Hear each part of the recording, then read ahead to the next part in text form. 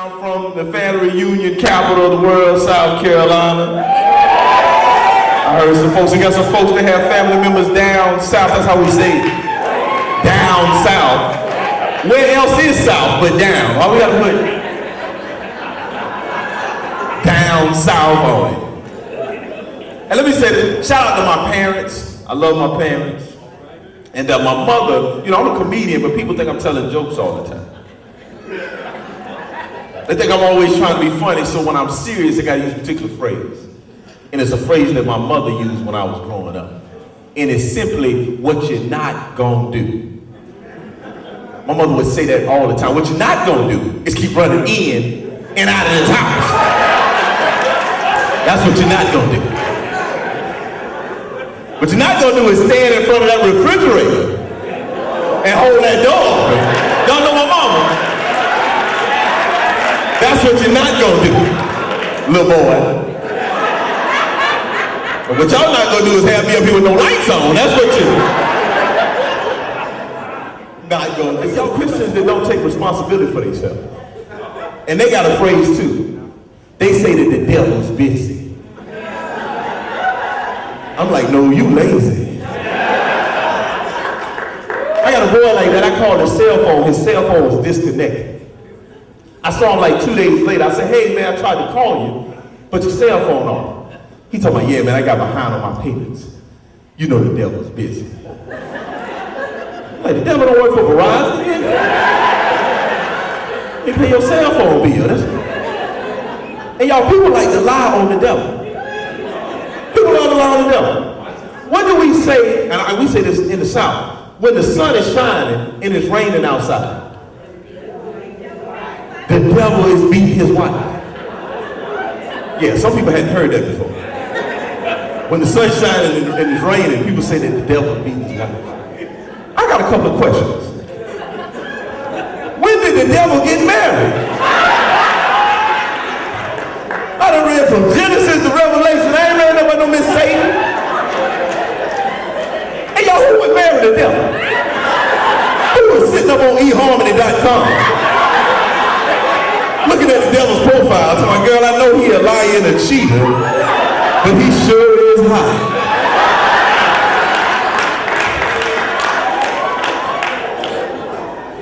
Y'all know the devil's busy.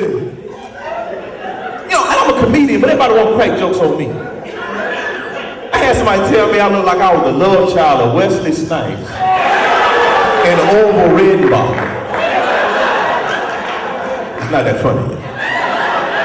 Hey, there's one woman tell me I look like I'm that actor from the movie Glory. And I got excited. I was like, who, Denzel Washington? And she was like, no. The ugly one. Snowflake from Get on the Bus and Homicide. I was like, Andre Brower? She was like, yeah, but you just more attractive than he is. I was like, what kind of backhanded compliment is that? And y'all got a smart mouth, so before I thought about it, I said, well, you look like my Uncle Bubba. Your hair just longer than his is. And what you're not gonna do is attack my self-esteem. That's what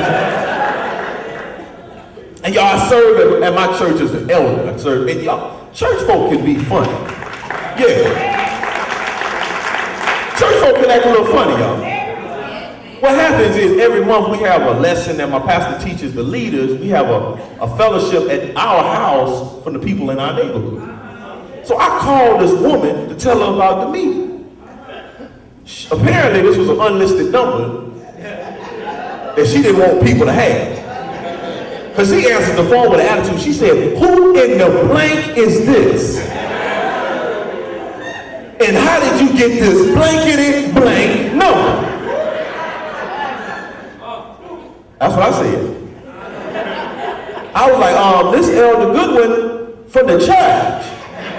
That's like I say, the church. The church. She said, oh, praise the Lord, Elder. We need to pray, y'all. We need to pray. We really do. We need to pray for our president. We need to pray for society. We need to pray. You know, and we need to pray for Hollywood. I don't know if y'all noticed this. A couple of summers ago, Hollywood made a movie where they didn't want black people to come to the movie theater. They made a movie called Snakes on the Plane. Don't no black people want to see no movie about no snakes. Especially not a movie about snakes on a plane. Y'all, we don't want to see snakes at the zoo. And I wonder what's coming out next, huh? Roaches on the bus?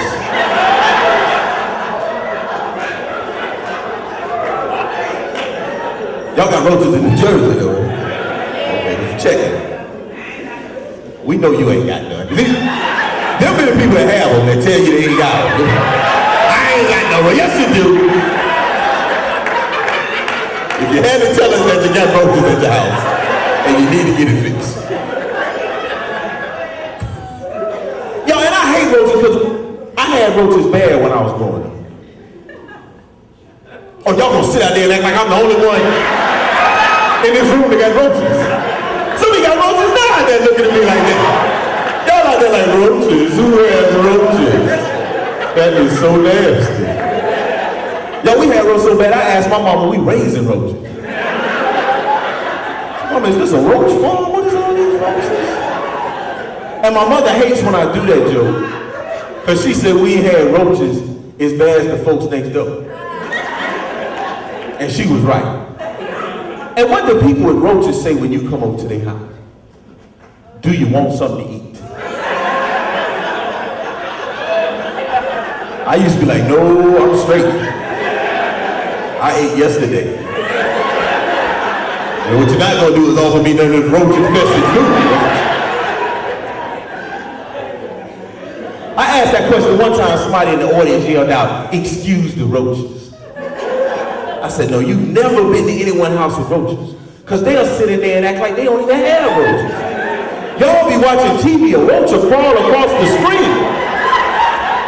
They'll say something like, oh, I didn't even know the weather was supposed to be so nasty today. The weather? You ain't gonna say nothing in this nasty house? But what you're not gonna do is sit up in here and act like you don't see that roach on your TV doing the stanky leg.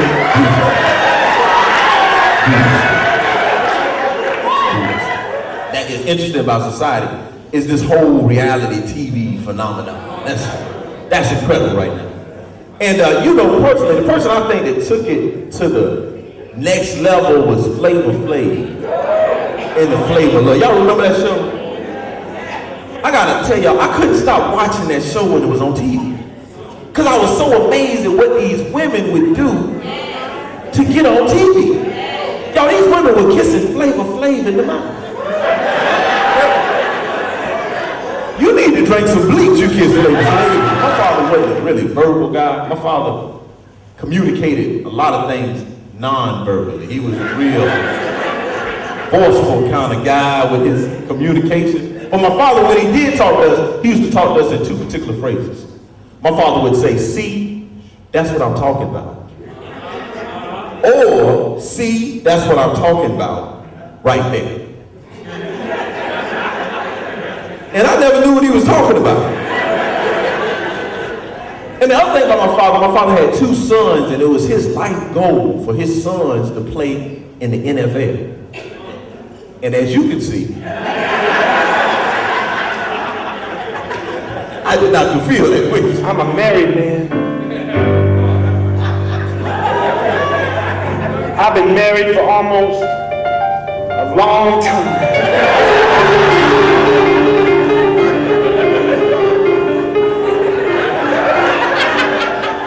My wife plays a little game with me every morning.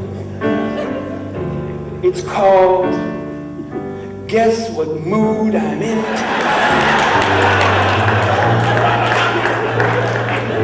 I'm walking out of the house, golf pants, golf shirt, golf shoes, golf clubs. She says, where do you think you're going? Lord, I know the answer. I look her in the eye and I say, woman, I'm going to put this stuff in the garage. Then I'll be back to find out what I'm supposed to do today. Because I don't want to have an argument.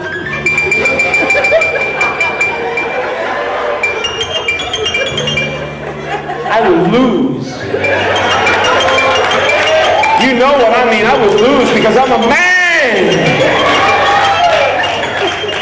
And a man cannot win an argument with a woman. Literally, figuratively, philosophically, religiously. Because a man has the argument in the moment that it takes place. But a woman, she prepares to have an argument with a man.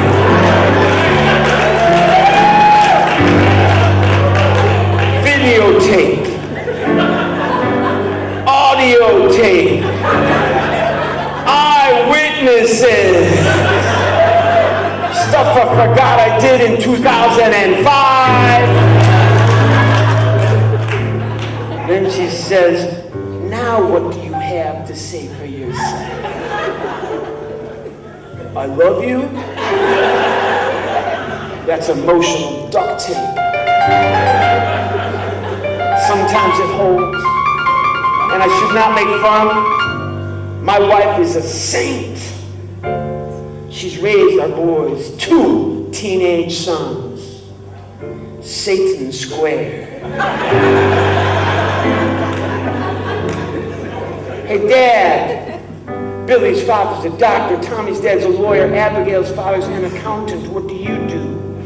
I say, son, I make fun of those guys.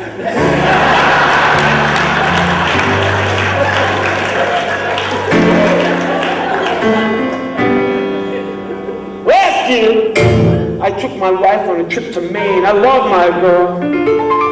We've been married for almost a long time, and I wanted to show her my love for her in a material way. Something I had never done before.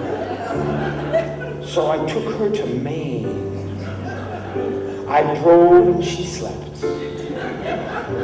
14 hours. She was tired. She said that she was exhausted because I had been gallivanting around the country while she was stuck at home with 2 high-maintenance 14-year-old boys doing the cooking and the cleaning and so I let the girl sleep. I love my girl.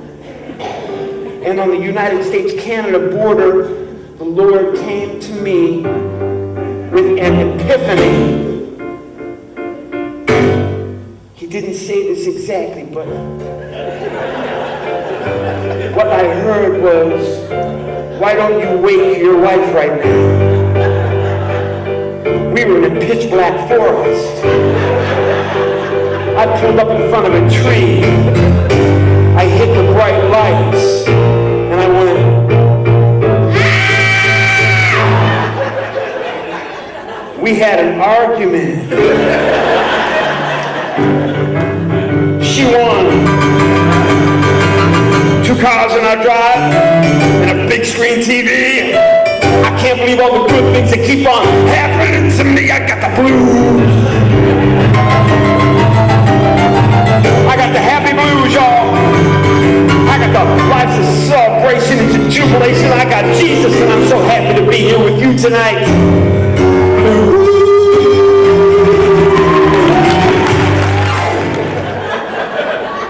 I was raised by my grandma. I know there's some grandmothers here.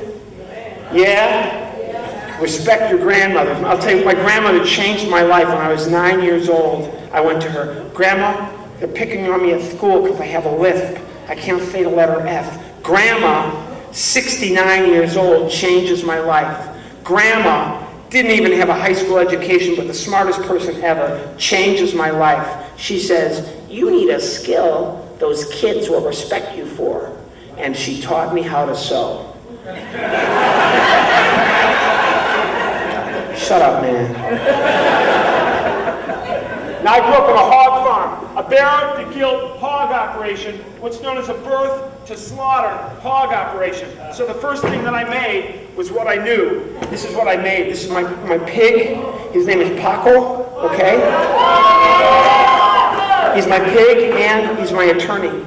Now, I'm not saying that all lawyers are swine. I'm just saying this one passed the bar. Hello, Paco. Hola, señor. Hola. He also speaks Spanish. Say hello. Hola. Hola. Say hello. Hola. Paco? Sí. Do you know how to say hello? Sí.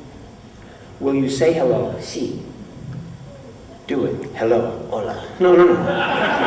Aquí. Okay. No. I'm trying to work with you in your language. Aquí. Okay. Aquí. Okay. Okay. Aquí. Come on, man. Is women? There are women. Hola. Come on, Paco. Leave her alone. ¿Usted conoce esa chica? What? ¿Usted conoce esa chica? What does that mean? Do you know her? No. Do you? No conozco. Come on, man. What does that even mean? She knows. Come on. ¿Dónde es la fiesta, señor? What? Where's the party? This is the party. Where are we? We're in a church. Christians? Yep. Okay, it's all right.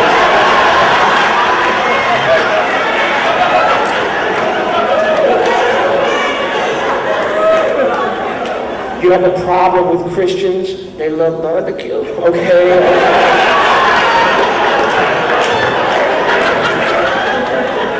I can smell my cousin Ramon. Stop it. There's so much more. We're in New Jersey. Oh no. What's wrong with New Jersey? Football. They love football here. My father is a football. The New York Jets keep dropping him and dropping him and dropping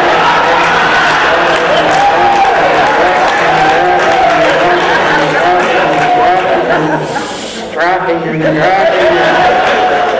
Dear Lord, bring me Tebow. Come on. That is not what tonight's about. No? No, look around at this wonderful congregation here. This is the congregation? Yep. Where are we, senor? Elizabeth, New Jersey. Oh. Where is that? Come on. Let's work the three of us. What? This church is about God working through people, helping each other out. What is it? God works through people. How does that work? We're going to prove it right now. How do you do it? We're going to sing a song. Who is the three of us? When? Right now. Who starts? I'm going to start. When? In just a second. You start? Yeah. When do I go? I think you can go second. What about me? You're going to go third. What? You're going to go third. Stop it. Do you want to go third? No, I'll go second. I'm going to go first. I go third, right. So let's get it straight, all right? I'm second, I'm first, I'm third, right. If I go third, I go second, and I go first, okay? So let's run over this one more time, okay? Who goes first? You do. Who goes second? He does. Who goes third? I do. He does. Yes, okay, ready? Yeah, I am. You are? Yes. You are too. You ready? Yes, I'm ready too. You ready? Yes.